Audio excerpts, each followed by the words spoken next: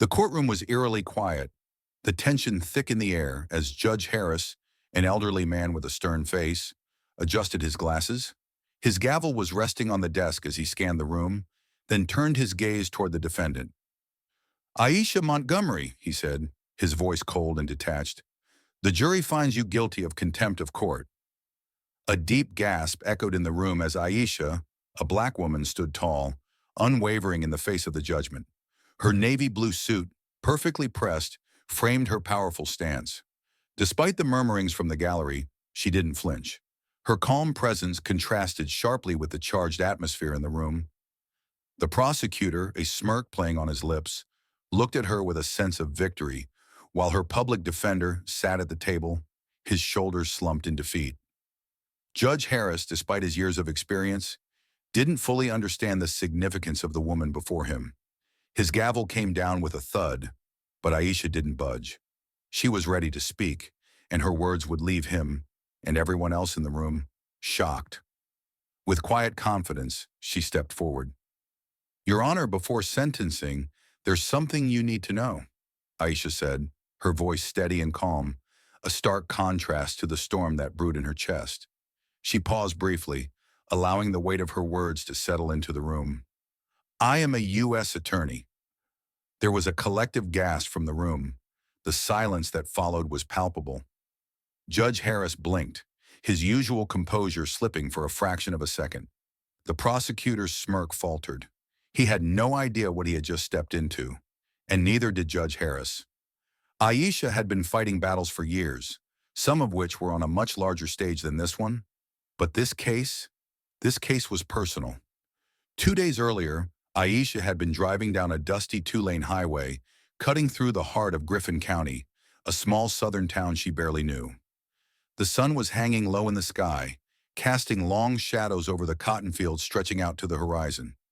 She had planned for this to be a quick visit, a short weekend getaway to visit her mother, who had recently retired and moved to this quiet town.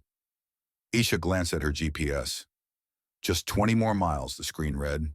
Nothing out of the ordinary. But as she turned the corner and pulled into Ralph's Mart, a small, rundown convenience store just off the highway, she sensed that this weekend would be anything but ordinary. The parking lot was nearly empty, save for an old pickup truck and a few rusted sedans. As she stepped out of her car, the sound of her heels clicking against the pavement echoed in the stillness. She made her way toward the entrance, but 2 older white men, sitting on a bench outside, noticed her approach. One elbowed the other and muttered, "Ain't seen one like her around here in a while." Aisha ignored them. It wasn't the first time she had experienced such undercurrents of racial tension. It wouldn't be the last either. Inside, the store smelled of stale tobacco and bleach, the air thick with the residue of years gone by. Behind the counter stood Earl, a middle-aged man with thinning hair and a permanent scowl on his face. His eyes narrowed as she approached. "Can I help you?" Earl asked flatly, his voice heavy with an unmistakable indifference. Aisha, maintaining her composure, responded, "Yes, I'd like to pay for gas at Pump 4. Before she could hand over the $20 bill, a man in a flannel shirt cut in front of her, placing a 6-pack of beer onto the counter. "Hold up, Earl. Ring me up first," the man barked. Aisha blinked, momentarily taken aback. "Excuse me, I was here first," she said, trying to keep her tone level. Earl, who was standing behind the counter, barely looked at her. "He's a regular," Earl muttered dismissively. Aisha's patience was starting to wear thin. "Regular or not, I'm here to pay for gas, and I was first," she said firmly, her voice controlled but insistent. The man in the flannel turned, eyes narrowing. "Lady, if you don't like how we do things here, you can take your business somewhere else." Aisha's fists clenched at her sides, but she held her ground. She wasn't going to let them dismiss her like this. Aisha could feel the anger rising in her chest, but she swallowed it back down. No matter how many times she had faced discrimination in her life, there was something about the casual cruelty in Earl's eyes, the way he dismissed her like she didn't matter, that stung deeper than anything she'd faced before. "I'm just asking for fair treatment," Aisha said, her voice calm but firm. "Nothing more." Earl didn't respond to her. Instead, he slammed his hand down on the counter, his frustration boiling over. "I don't need no lecture from you," he barked. "Either pay and get out, or I'm calling the sheriff." Her heart pounded, but she kept her composure, reaching into her wallet and pulling out another $20 bill. "I'm paying for pump 4, she said, placing the money firmly on the counter. Earl grabbed the bill, but instead of ringing her up, he picked up the phone behind the counter. "Actually, forget it. You're loitering," he muttered, dialing the sheriff's office with a grin that made Aisha's blood boil. "Loitering?" Aisha repeated, incredulous. "I'm trying to buy gas." Before she could say another word, the door to the store jingled, signaling the arrival of Officer Reed. He was tall, broad-shouldered, with a smug smile that radiated authority. His eyes met Aisha's briefly, before darting over to Earl, who was already pointing at her with a dramatic gesture. "She's been harassing customers and causing a disturbance," Earl said, his voice thick with feigned frustration.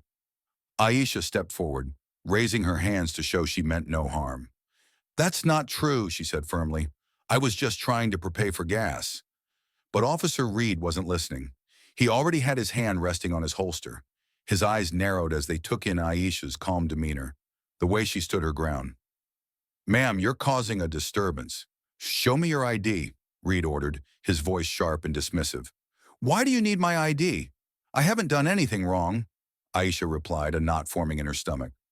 This was the moment she had feared, the moment where she, a black woman, would be seen as the problem no matter how calm or polite she was. Officer Reed's lips curled into a cruel smile. "Show me your ID or I'll detain you."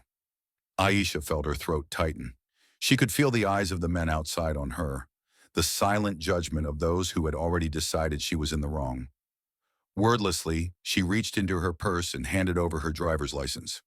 Reed barely glanced at it before nodding. "Turn around. Hands behind your back." "What for?" Aisha asked, her voice rising slightly, disbelief mixing with anger.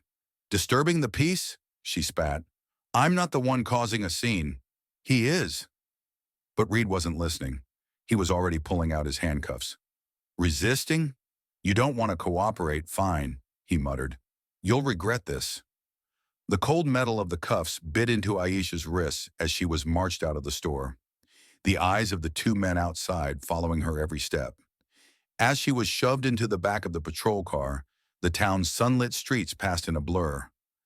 Aisha leaned her head against the cool window, her breath shaky. She had handled countless cases of wrongful arrests in her career, but being on the other side was a bitter experience. She was humiliated. She was angry. And more than anything, she was determined to not let this be the end of the fight. The stench of stale coffee and unclean air greeted Aisha as she was led into the holding cells at the Griffin County Jail. The fluorescent lights buzzed overhead, casting a sickly glow over the narrow corridor. "Disturbing the peace and resisting arrest," Officer Reed muttered to the desk sergeant, who looked up lazily, barely acknowledging Aisha as she was shoved into the holding cell. The sergeant glanced up again, taking in Aisha's pressed suit and professional demeanor. "Looks more like a lawyer than a troublemaker," he grumbled. "That's because I am a lawyer," Aisha snapped, the weight of her words sinking into the stale air. She was escorted into a small cell, barely large enough for the narrow bench bolted to the wall. The cold, dirty floor beneath her felt like a slap in the face. She sat down on the hard bench, her mind racing. This wasn't just a matter of injustice. It was a system built to oppress people like her. "You need to stop fighting, girl," a voice muttered from the corner of the cell. Aisha turned her head to see a Latina woman, sitting with her knees pulled tightly to her chest. Her face was drawn, her eyes hollow from the exhaustion of the system. "What are you in for?" Aisha asked, trying to make conversation, to make some sense of the space she was now trapped in. "Sleeping in my own apartment," the woman replied bitterly. "Landlord said I was trespassing after my lease expired, even though I paid my rent. But the cops didn't care." Aisha's stomach twisted with anger. She had dealt with countless cases of unjust evictions, but hearing this woman's story made it real in a way she hadn't anticipated. "Where's your lawyer?" Aisha asked gently. The woman chuckled hollowly. "Public defender didn't even listen to my side. Told me to take the plea and move on." Aisha's jaw clenched. She could see it clearly now. The same systemic neglect and indifference that had led her to be here was the same thing that had led this woman to this cell. She needed to do something. The hours dragged on in the holding cell. Every time Aisha asked for her phone call, she was met with a dismissive wave. It was clear that Griffin County was not a place that cared about due process or fairness. Power was the only thing that mattered here, and Aisha wasn't about to let them silence her. She needed her lawyer, Tanya Miller. Tanya was her closest ally and someone she trusted implicitly. But without the ability to make a call, how could Aisha fight back? Just as she was starting to feel the weight of the isolation, Officer Reed returned to the cell, his usual smug grin plastered on his face. "Looks like you're stuck here overnight," Reed taunted, his voice oozing with satisfaction. Aisha's fist clenched, but she didn't let her frustration show. She was a fighter. She had been for years. "Actually, I need my phone call," she said firmly, her voice calm. Reed's smile faltered for a second, but he quickly recovered. "Make it quick," he grumbled. Aisha didn't waste a second. She picked up the receiver, dialing the number she knew by heart. Tanya picked up on the second ring. "Tanya, it's me," Aisha said, the relief in her voice clear despite the gravity of the situation. "I need your help." Aisha's voice was steady, but her mind raced. "Tanya, I've been arrested. They've made up charges against me. I'm being accused of disturbing the peace and resisting arrest. And worse, I'm in a holding cell, with no way to defend myself here." Tanya's voice came through the phone with a mix of concern and determination. "What happened? Tell me everything." Aisha leaned against the cold stone wall of the holding cell, explaining the entire incident from the gas station to the arrest. Tanya listened intently, her silence a testament to her understanding of the gravity of the situation. When Aisha finished recounting the events, Tanya spoke with purpose. "You need to stay calm. I'll get everything together on my end. If we can dig into the sheriff's department and any ties they have with Langley or the local judge, we might have a chance to turn this around." Aisha felt a flicker of hope at the mention of Langley's name. He was a real estate mogul with deep pockets, and Aisha knew that corruption ran through the very veins of this town. Langley's properties were often tied to illegal evictions, and it wasn't just the sheriff who turned a blind eye. Some of the town's most powerful figures were complicit. "I can't fight this by myself, Tanya," Aisha said quietly. "They've set me up, and I need more than just my legal expertise to take them down. I need a strategy, a team of people who won't let this go. I can't do it alone." Tanya's voice softened, but her resolve was unwavering. "You're not alone. I'm on it. We'll find the dirt on Langley and anyone else involved. I'll send you everything I can find. Just hang in there, okay? You fought for justice your whole career. Now it's time to fight for yourself." "I'm ready," Aisha responded, her tone firm. "I've faced battles before. This one won't be any different." As they exchanged a few more details about what Tanya would look into, the call ended and Aisha's resolve solidified. The wheels were in motion. She had allies. The truth was on her side, and she wasn't about to back down. The next morning, Aisha was led out of her holding cell, her heart pounding as she was escorted toward the courthouse. The heavy clang of the metal doors behind her made the stakes feel even higher. This wasn't just a courtroom. It was her battleground, and she needed to make her voice heard. The air in the courthouse was thick with tension. Aisha could feel the weight of the eyes on her. Every step she took was scrutinized. She knew that the prosecutor, Ethan Miles, was eager to take her down. He had been the one to present the fabricated charges against her, and she could tell by the smugness in his expression that he was confident she would be an easy target. But Aisha wasn't going down without a fight. As she stepped into the courtroom, she straightened her blazer, her spine straight, her chin held high. She wasn't just a lawyer, she was a force to be reckoned with. And today she was going to make sure that justice was served. Judge Harrington, a man whose reputation for siding with corrupt law enforcement was well known, called the proceedings to order. Aisha had faced him before. He was a man who never seemed to care about the truth, only about maintaining his grip on power. But today she would change that. As the trial proceeded, Aisha knew that the deck was stacked against her. The prosecution's case was based on false witness statements, and the evidence, like the store's surveillance footage and Officer Reed's body camera, had mysteriously disappeared. The judge barely acknowledged her objections, and every move she made seemed to be met with resistance. But Aisha wasn't about to give up. "I'd like to introduce surveillance footage from Ralph Smart," she said, her voice steady as she addressed the court. "This footage clearly shows that the accusations against me are false. It will show that I wasn't harassing anyone. I was simply asking for fair treatment." The prosecutor, Ethan Miles, smirked, barely hiding his confidence. "Funny thing, Your Honor," he said, flipping through his notes. "The store's surveillance system malfunctioned during the incident. No footage available." Aisha's fists clenched at her sides. Of course the footage was missing. This was exactly what she had expected, a coordinated effort to erase all evidence that could exonerate her. But she wasn't done yet. "I request access to Officer Reed's body cam footage," Aisha said, her voice unwavering.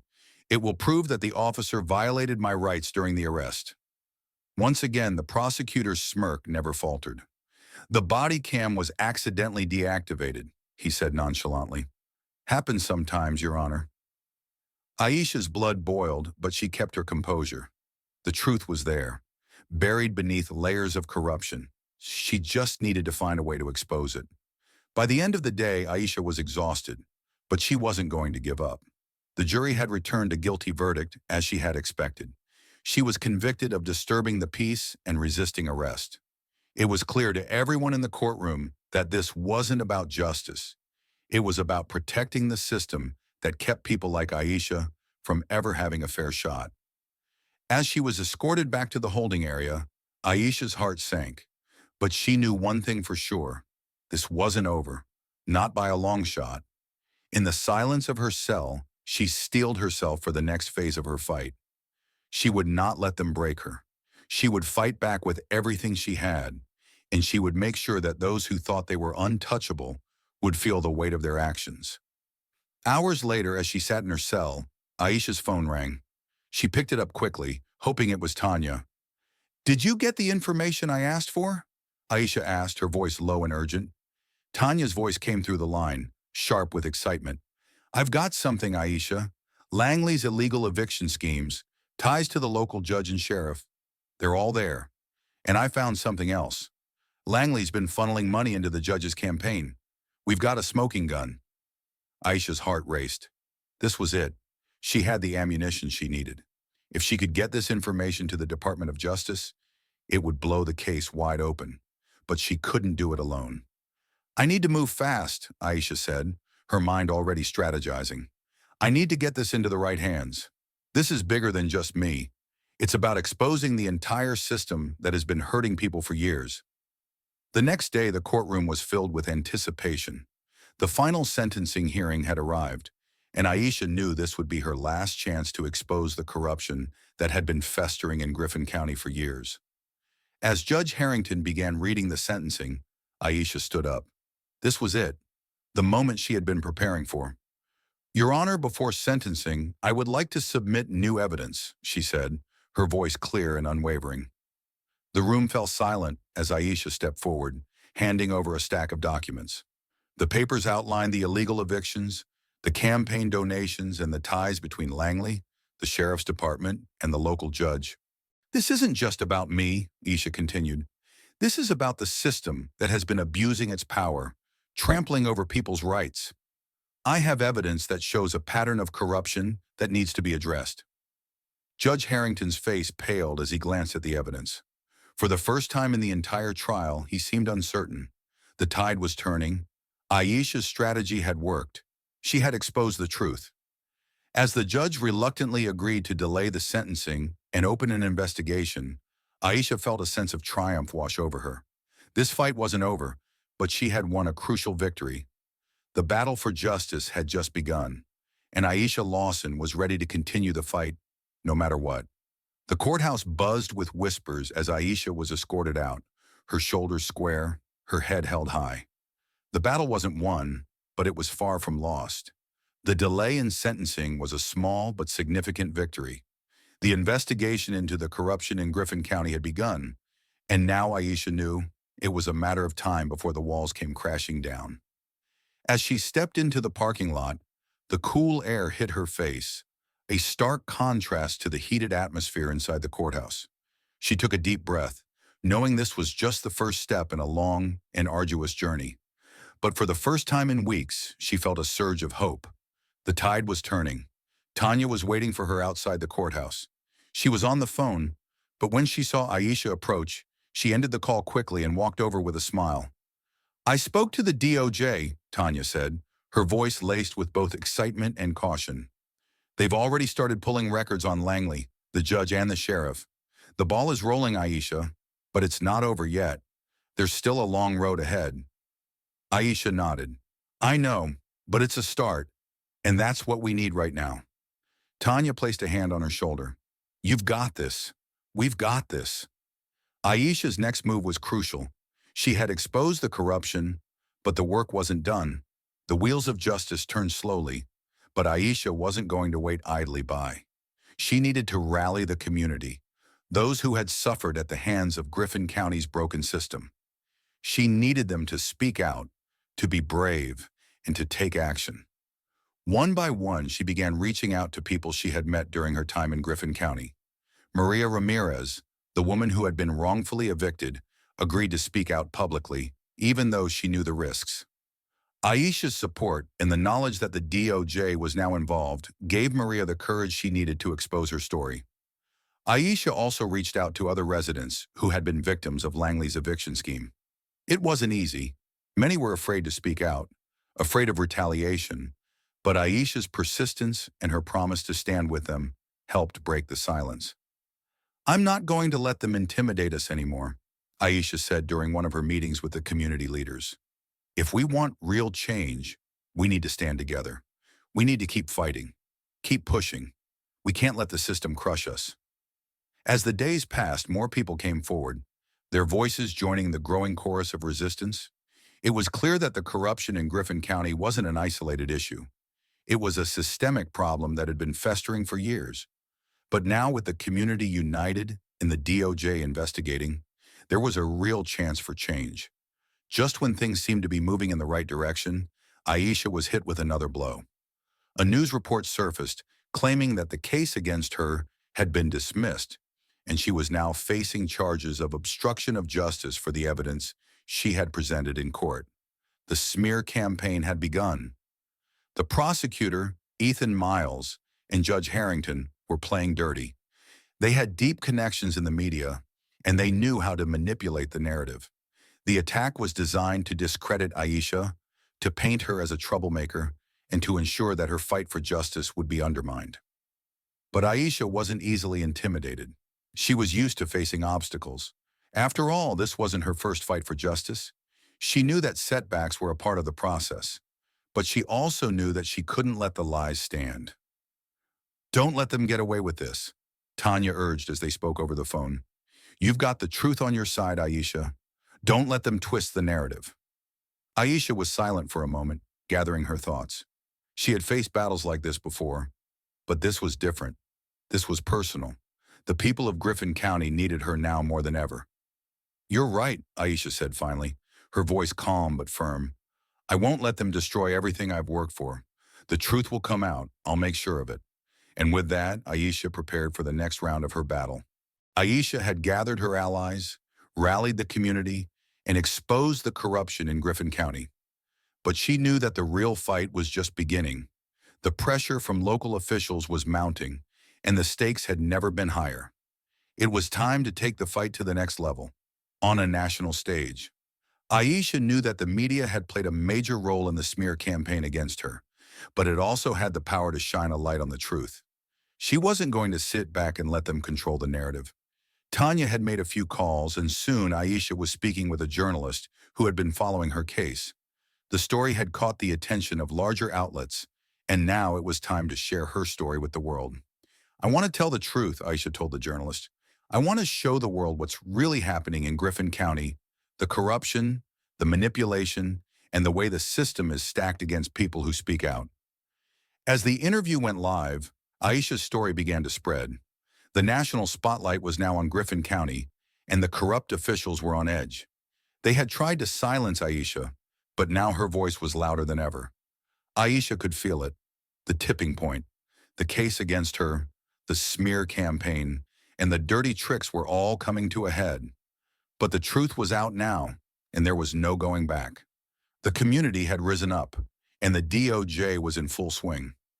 As the federal investigation progressed, new revelations came to light. It wasn't just Langley, Harrington, and the local sheriff who were involved.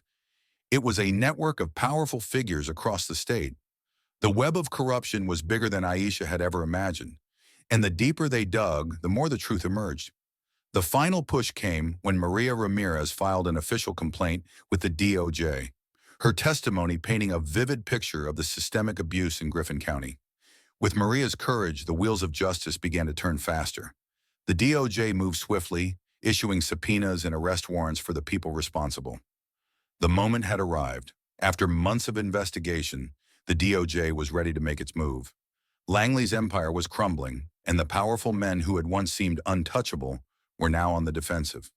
The courthouse was packed, the atmosphere electric with anticipation.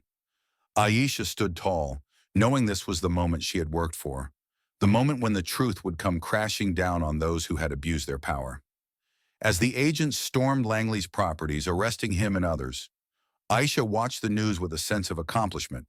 But the real victory was in the faces of the people of Griffin County, the ones who had endured years of injustice, who had risked everything to speak out.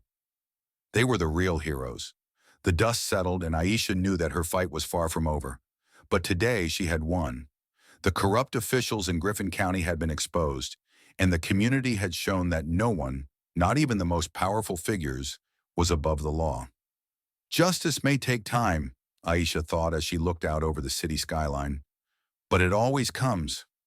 She had won this round, but there would be more battles ahead. There would always be new challenges, new systems to dismantle, and new voices to amplify. But as long as she had the strength to fight, Aisha knew she would never stop. Because the fight for justice wasn't just a career, it was a calling. And Aisha Lawson was ready for whatever came next. In the end, Aisha Lawson's story serves as a powerful reminder that no matter how entrenched the system, no matter how powerful the forces against you, there is always hope. Change happens when people refuse to stay silent. It happens when someone is willing to stand up, even when the odds seem impossible.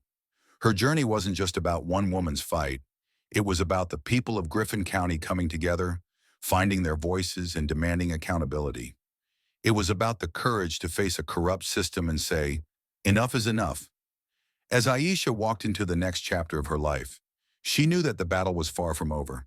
But with each victory, the fight for justice gained momentum. And as long as she drew breath, she would continue to fight. For herself, for the people of Griffin County, and for anyone who had ever been silenced. If Aisha could do it, so could we. In the face of overwhelming odds, Aisha Lawson's journey is a testament to the power of resilience, courage, and the unrelenting pursuit of justice. From the moment she stepped into the courthouse, she faced an entrenched system designed to oppress, but she refused to accept the status quo. Her story is a powerful reminder that even when the system is rigged against you, standing up for what is right can bring about change. Aisha's unwavering commitment to truth, her refusal to remain silent, and her determination to expose corruption at every level proves that no one is truly powerless when they are willing to fight for justice. This story also teaches us the value of community. It was the collective courage of the people of Griffin County, including Maria Ramirez and the countless others who risked everything, that brought the truth to light. Aisha did not fight alone, and neither should we. Together we have the power to challenge injustice, dismantle systems of corruption, and ensure that everyone has a voice. As you reflect on Aisha's journey, let it inspire you to speak out against injustice in your own life. Change begins with one person, but it takes a community to make it enduring. If you believe in the power of truth and justice, I invite you to subscribe to our channel. Your support motivates us to continue bringing stories like Aisha's to light, to inspire others to stand up, speak out, and fight for what is right. Together, we can create a future where justice is not just a word, but a reality for all. Subscribe today and join us on this journey.